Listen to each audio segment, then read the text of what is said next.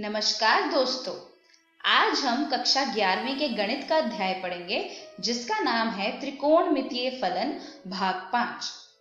तो चलिए देखते हैं आज की वीडियो में हम क्या सीखेंगे। हम पढ़ेंगे त्रिकोणमितीय सर्वसमीकाएं और दोगुने और तिगुने कोण के सूत्र। तो चलिए शुरू करते हैं आज का अध्याय त्रिकोणमितीय सर्वसमीकाओं से। दोस्तों, सबसे पहले हम जानने वाले हैं संकलन और व्यवकलन के सूत्र। ये 4 सूत्र आपको ज्ञात करने होंगे। इन्हें ज्ञात करने के बाद ही आप इस अध्याय के सभी प्रश्नों को हल कर सकते हैं। पहला सूत्र है cos x प्लस y बराबर cos x गुना cos y minus sin x गुना sin y। दूसरा सूत्र है cos x माइनस y बराबर cos x गुना cos y plus sin x गुना sin y। तीसरा सूत्र कहता है कि sin of x plus y। दोस्तों ध्यान रखिए, यहाँ पर x y दोनों ही कोण हैं और x प्लस y भी एक कोण है। सो sin x प्लस y बराबर sin x गुना cos y plus cos x गुना sin y। इसी तरह से sin x माइनस y बराबर sin x गुना cos y minus cos x गुना sin y। चलिए आगे बढ़ते हैं। आगे हम पढ़ने वाले हैं इन्हीं सूत्रों से कुछ फॉर्मूलाज को। सबसे पहले हम पढ़ते हैं cos π/2 माइनस x। अब दोस्तों इसे हल करने के लिए हम cos x माइनस y वाला सूत्र लगा सकते हैं। फर्क सिर्फ इतना है कि यहाँ पर x का मान π/2 है और y का मान x है। तो इसे सॉल्व करने के बाद हमारे पास आएगा cos π/2 गुना cos x प्लस sin π/2 गुना sin x। ध्यान दीजिए, यहाँ पर हमने cos x माइनस y वाला सूत्र लगाया है जो है cos x गुना cos y plus sin x गुना sin y, और यहाँ पर x का मान बदलकर π/2 रख दिया गया है और y का मान बदलकर x रख दिया गया है। इसे सॉल्व करने के बाद हमारे पास cos π/2 माइनस x की वैल्यू आएगी sin x। आगे बढ़ते हैं। अगला प्रश्न है sin ऑफ π/2 माइनस x। दोस्तों इसे हल करने के लिए हमें ऊपर वाले ही फॉर्मूले को यूज करना होगा। ऊपर वाले फॉर्मूले के अनुसार sin x का मान होगा cos π/2 माइनस x। अब इस फॉर्मूले में हम sin π/2 माइनस x में जो π/2 माइनस x है उसी को कोण मानेंगे। तो इस हिसाब से π/2 माइनस x पूरा का पूरा x यानी कोण मान लिया गया है, और इसे हल करने के बाद हमारे पास आएगा cos ऑफ π/2 माइनस पूरा कोण जो है π/2 माइनस x। इसे हल करने के बाद हमारे पास इसकी वैल्यू आ जाएगी cos x। चलिए दोस्तों आगे बढ़ते हैं। हम कुछ सरसमीकाएं यानी कि आइडेंटिटीज के बारे में पढ़ने जा रहे हैं। सबसे पहले इन सभी आइडेंटिटीज को एक बार नजर डाल लेते हैं और फिर एक एक करके इन्हें समझने की कोशिश करते हैं। सबसे पहले हमारे पास है cos π/2 प्लस x बराबर माइनस sin x। दोस्तों π/2 जमा x यानी कि दूसरे चतुर्थांश के बारे में बात हो रही है, और दूसरे चतुर्थांश में cos फंक्शन नेगेटिव होगा, और साथ ही साथ cos फंक्शन के मान को π/2 यानी कि 90 डिग्री की फॉर्म में लिखा गया है। तो हम cos फंक्शन को बदल देंगे sin फंक्शन में, यानी कि जब π/2 यानी 90 डिग्री और 270 डिग्री की बात हो, किसी भी कोण के मान को 90 डिग्री या 270 डिग्री में लिखा हो, तो हम उस फंक्शन की वैल्यू को बदल देते हैं। cos को sin बना देंगे, सीकेंड को कोसीकेंड बना देंगे, टेंजेंट को कॉट बना देंगे। और ऐसी आइडेंटिटीज को हल करने के लिए हमें खास ध्यान रखना होगा चतुर्थांश का। इसी तरह से sin π/2 प्लस x बराबर cos x। अब यहाँ पर भी दूसरे चतुर्थांश की बात हो रही है, पर sin दूसरे चतुर्थांश में पॉजिटिव होता है, इसीलिए कोई नेगेटिव साइंस हमें हल में नहीं दिख रहा। पर यहाँ पर एंगल को फिर π/2 की फॉर्म में लिखा गया है, तो हम sin को बदलकर cos लिख देंगे। इसी तरह से cos π माइनस x बराबर माइनस cos x। अब ये कैसे आया? यहाँ पर बात फिर दूसरे चतुर्थांश की हो रही है और दूसरे चतुर्थांश में कॉस फंक्शन नेगेटिव होगा, इसीलिए एक माइनस का साइन आपको दिख रहा है। और साथ ही साथ यहाँ पर π/2 यानी कि 90 डिग्री और 3π/2 यानी कि 270 डिग्री की फॉर्म में एंगल को नहीं लिखा गया, एंगल को लिखा गया है पाई की फॉर्म में, इसीलिए फंक्शन एज इट इज रहेगा, वो बिल्कुल भी चेंज नहीं होगा। तो इस प्रश्न का हल आएगा -cos x। इसी तरह से sin π - x को हल करके हमारे पास आंसर आएगा sin x। चलिए इसकी थोड़ी और प्रैक्टिस करते हैं। ये कुछ आइडेंटिटीज है, एक एक करके इनको भी ध्यान देते हैं। सबसे पहली है cos π + x बराबर -cos x। अब इसमें π + x यानी कोण का मान है π + x, तो ये तीसरे चतुर्थांश की बात हो रही है और तीसरे चतुर्थांश में भी cos फंक्शन नेगेटिव है, इसलिए हमने एक माइनस का साइन लिख दिया है। और क्योंकि एंगल को यानी कोण को पाई की फॉर्म में लिखा है तो हम cos को cos ही रहने देंगे। इसी तरह से sin π + x बराबर -sin x, क्योंकि तीसरे चतुर्थांश की बात हो रही है और तीसरे चतुर्थांश में साइन फंक्शन माइनस का होगा और साथ ही साथ पाई है तो साइन फंक्शन बिल्कुल भी बदलेगा नहीं। cos 2π - x, दोस्तों ध्यान दीजिए यहाँ पर अब चौथे चतुर्थांश की बात हो रही है और चौथे चतुर्थांश में cos फंक्शन पॉजिटिव होता है, इसीलिए यहाँ पर आपको माइनस का साइन नहीं दिख रहा। और साथ ही साथ 2π यानी कि 360 डिग्री, यहाँ पर ना आपको π/2 दिख रहा है ना 3π/2 दिख रहा है, यानी कि पाई और 2π पर फंक्शन बिल्कुल भी नहीं बदलेगा और π/2 और 3π/2 पर फंक्शन की वैल्यू चेंज हो जाएगी। इसी तरह से sin 2π - x बराबर -sin x होगा। चलिए आगे बढ़ते हैं दोगुने कोण के सूत्र।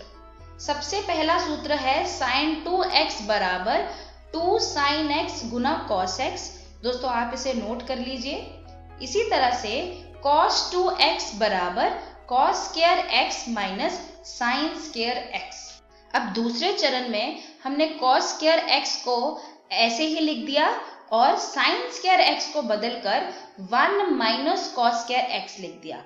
दोस्तों हमने अपने पिछले अध्याय में पढ़ा था कि cos square x plus sin square x बराबर 1 होता है और उसे ही हमने बदलकर sin स्क्वायर x की वैल्यू को 1 - cos स्क्वायर x लिख दिया।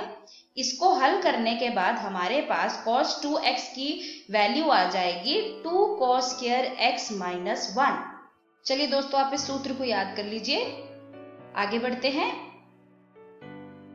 दोस्तों ये वाला जो सूत्र है tan x + y बराबर tan x + tan y भाग 1 - tan x गुना tan y, ये तभी पॉसिबल होगा, ये तभी माननीय होगा अगर x, y और x + y में से कोई भी कोण π/2 का विषम गुणांक नहीं है।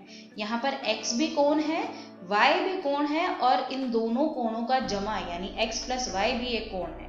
चलिए देखते हैं ये फॉर्मूला आया कहाँ से। हम जानते हैं tan x + y बराबर होगा sin x + y भाग cos x + y के।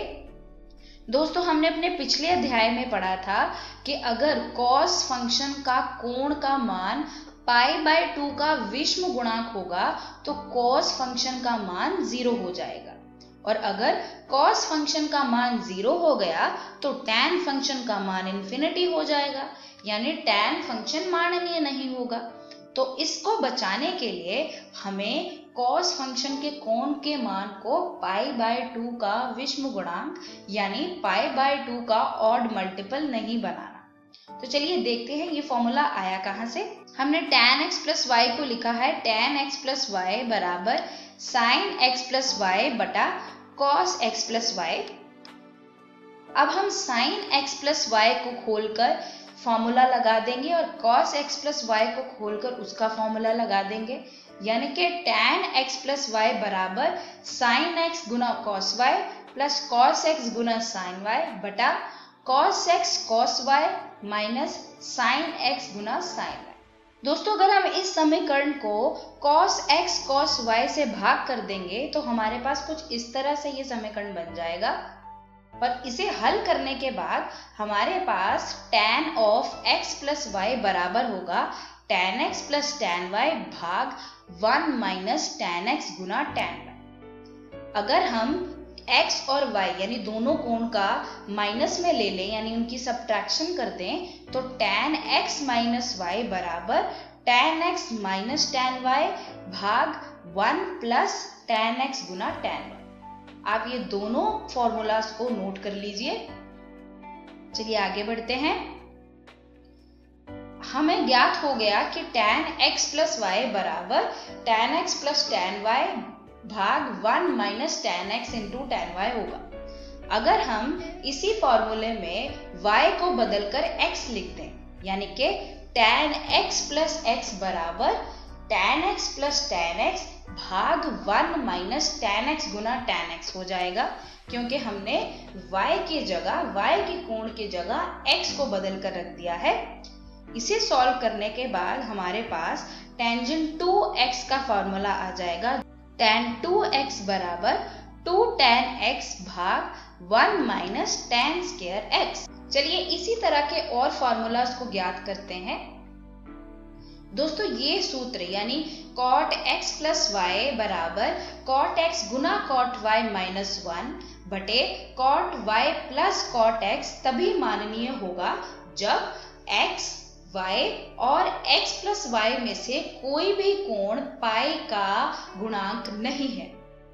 हम जानते हैं कि cot x प्लस y को हम cos x प्लस y बटे sin x प्लस y भी लिख सकते हैं।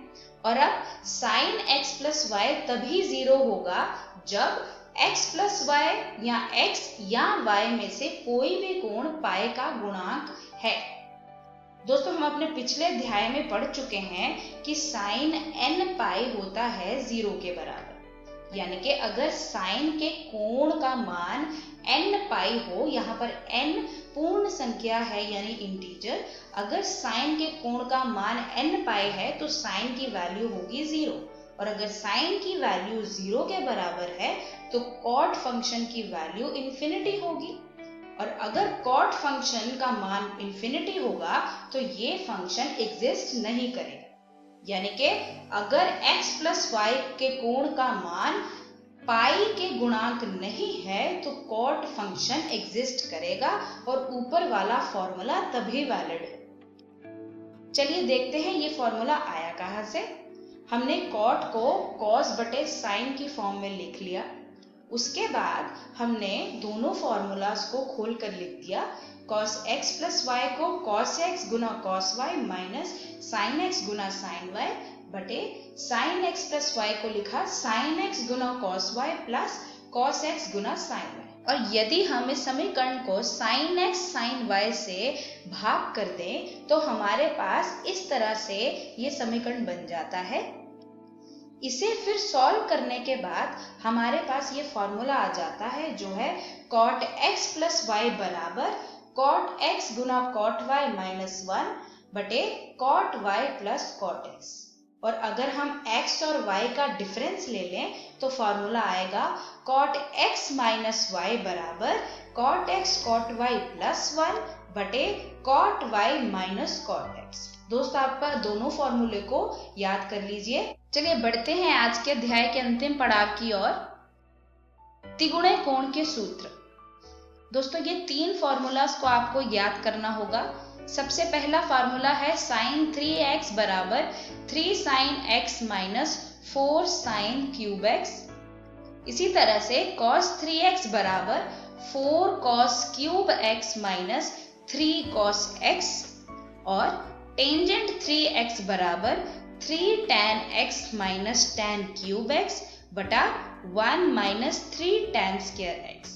इसी तरह से इन 4 फार्मूलाज को भी आपको ज्ञात करना होगा। सबसे पहला फार्मूला है 2 cos x गुना cos y बराबर cos x plus y plus cos x minus y।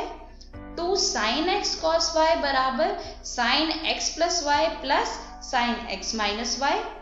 2 cos x sin y बराबर sin x plus y minus sin x minus y, और 2 sin x sin y बराबर cos x minus y minus cos x plus y। दोस्तों आज पढ़े गए सभी समीकरणों को आपको याद रखना होगा। आपके पूरे अध्याय में ये आपको प्रश्न सॉल्व करने में बहुत हेल्प करेंगे। चलिए देखते हैं आज की वीडियो में हमने क्या सीखा। हमने पढ़े दोगुने कोण के सूत्र और तिगुने कोण के सूत्र। हमारी अगली वीडियो में हम सीखेंगे प्रांत तथा परिसर के बारे में और त्रिकोणमितीय फलनों के चतुर्थांश। तब तक के लिए सीखते रहिए।